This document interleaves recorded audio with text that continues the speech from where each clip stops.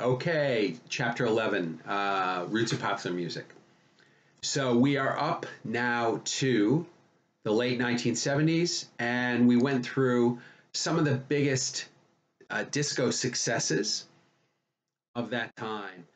And we now emerge into some great uh, late 70s rock and roll. And in 79, Pink Floyd released The Wall. Would be a concert movie and an album, a double album. And The Wall was hugely popular. It became the number one album of 1980 and rivals Dark Side of the Moon as sort of the best known, certainly, album of the Pink Floyd catalog.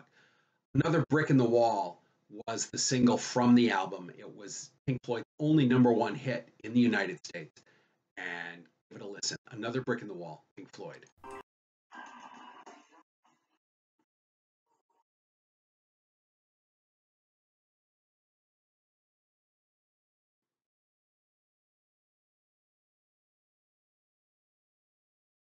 It's not disco, but it's definitely rhythmic rock. It's something that sounds doesn't sound like the Pink Floyd of old, and yet when you listen to The Wall in its entirety, it's definitely Pink Floyd. So, great song, hugely popular. Another Brick in the Wall. Okay, Van Halen, two brothers, Alex and Eddie Van Halen, born in Holland, and they would name the band after themselves, Van Halen, four members in it. Van Halen would simply go on to be one of the great top 40 pop, but still metal hard rock bands to come around. Van Halen was a band that came out around the same time as bands like Journey and the Cars and some of the great late 70s, early 80s bands. Van Halen just wrote them all out, frankly. They took a note out of Aerosmith's book, to be sure, but Van Halen crafted a sound all their own. One of their early hits was a remake of a song we heard in this class that you guys listened to for your listening list. I'm sure you remember who did it. It was called You Really Got Me. Van Halen took it and made it into a harder rocking version than the original, but definitely a great version on its own. You Really Got Me, Van Halen.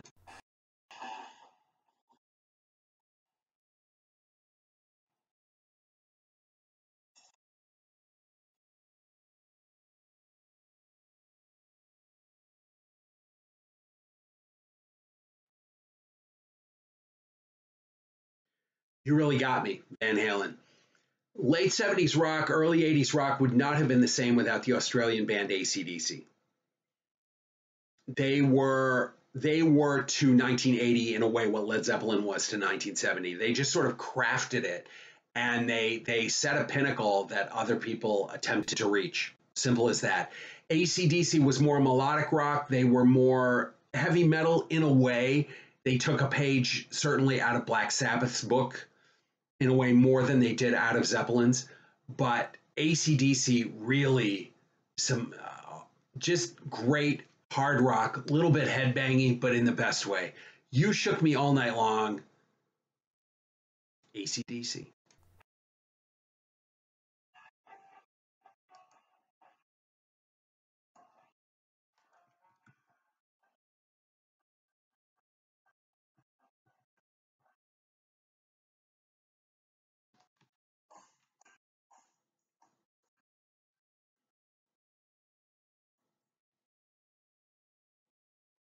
AC/DC, sorry, I got carried away with the beat there.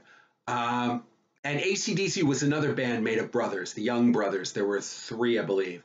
And they just put out some of the best music in the early 80s. Highway to Hell, another example. The Back in Black album in particular was in terms of popularity, but also critical success. And AC/DC was one of those bands whose critical success only grew over time. Um, and as bands ranging, quite frankly, from uh, Kiss to Van Halen to Metallica would sort of give a nod AC/DC's way, rock critics began to realize how important they were in rock history. Highway to Hell.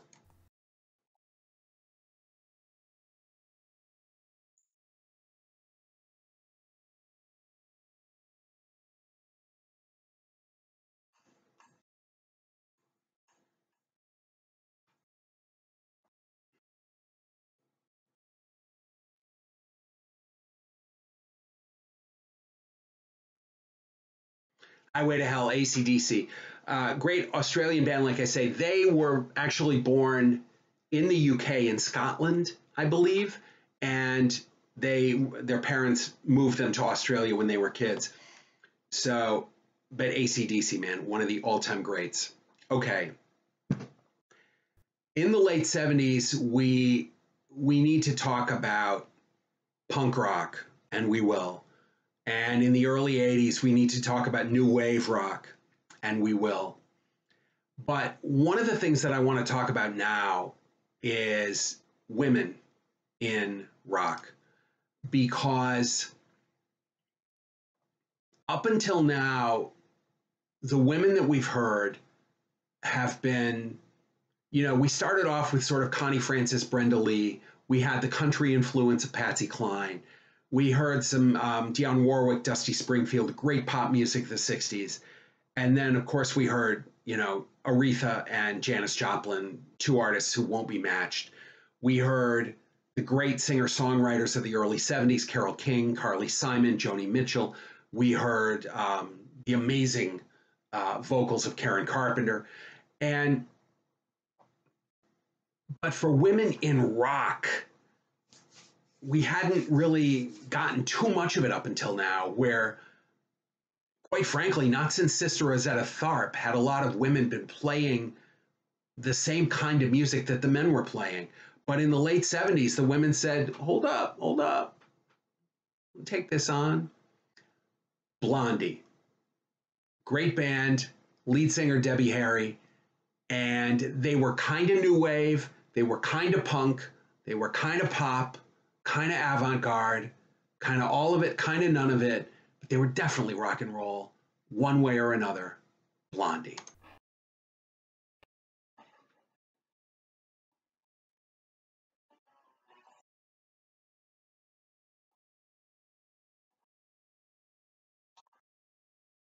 Great band, Blondie, and a lot of big hits. That one way or another. Patti Smith, um, great songwriter, vocalist, musician, writer, poet, and continued the singer-songwriter movement from the early 70s and kind of pushed it through and gave it an edge. Because the Night, Patti Smith from 78.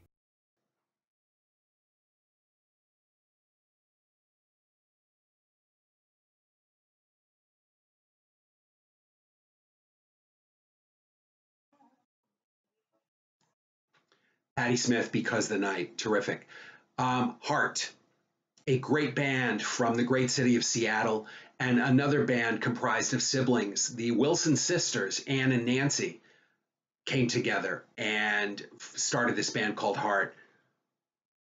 They've had several iterations. There was the 70s Heart that was more sort of wizard rocky, kind of, they sang a lot about,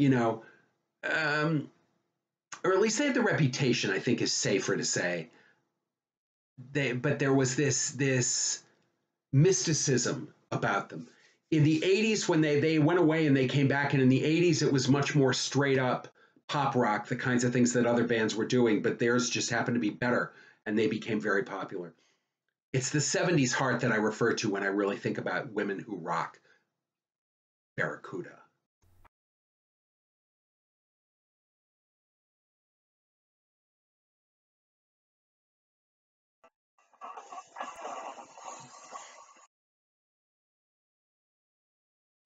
Barracuda, Heart. Pat Benatar, great singer, great guitar player, underrated in her day, but when, 50 years from now, they're looking at the great women in rock and roll, she's not going to be top 10, but she's definitely going to be somewhere in the conversation. Hit me with your best shot, please.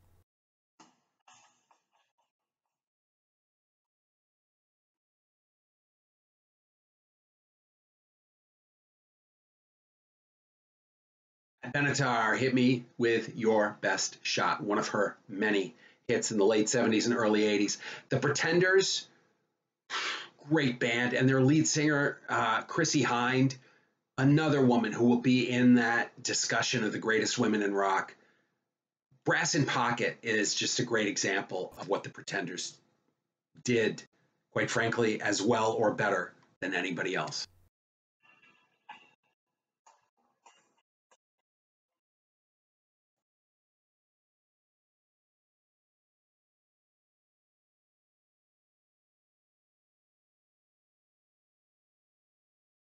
Brass in Pocket, Chrissie Hynde, and the Pretenders.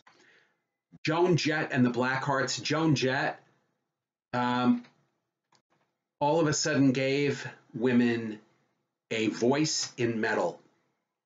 And Joan Jett and the Blackhearts. Joan Jett had been in a band called the Runaways, which was more of a heavy metal kind of band. And she took that idea, created the Blackhearts, and they had one of the biggest hits of the early 80s with a song called I Love Rock and Roll.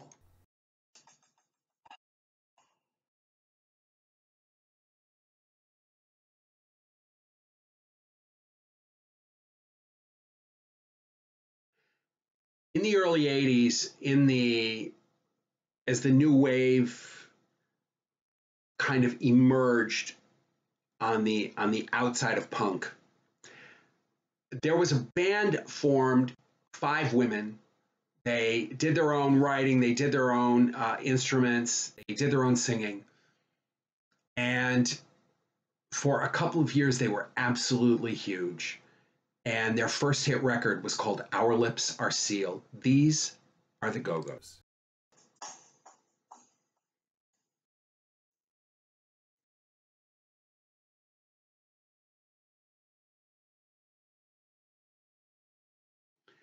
There was a lot of female bands that came around in the 80s, and in no small part because the Go-Go's had really paved the way for that idea of an all-female band, not just women at the front, but women playing drums, women playing bass, the whole thing. So the Go-Go's, very important in rock history for that reason.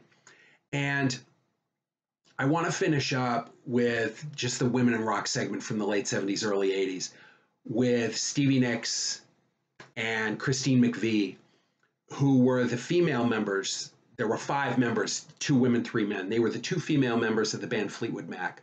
Fleetwood Mac came out with some hugely popular music, but never were they bigger than with the album Rumors. Rumors was released in late 76. Yes, it was released in late 76. It was the biggest album of 77. Rumors was huge, and both Stevie Nicks and Christine McVie would go on to be extremely important in rock history. Stevie Nicks in particular because she developed a solo career as well that was, she had a very successful solo career. But as members of Fleetwood Mac, boy, oh boy, oh boy.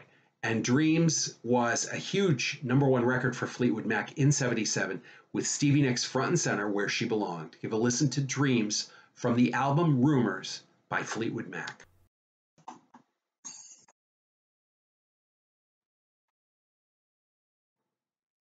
Okay, that's it. I'll catch you next time. Oh, you know what though? Would you please, at the end of your quiz, after question 10, would you just write down the name of the ice cream flavor that you're looking the most forward to having this summer? Okay, write that down for me. It's worth 4 extra points for you if you do. Thanks. Have a great week, and I'll see you next time around.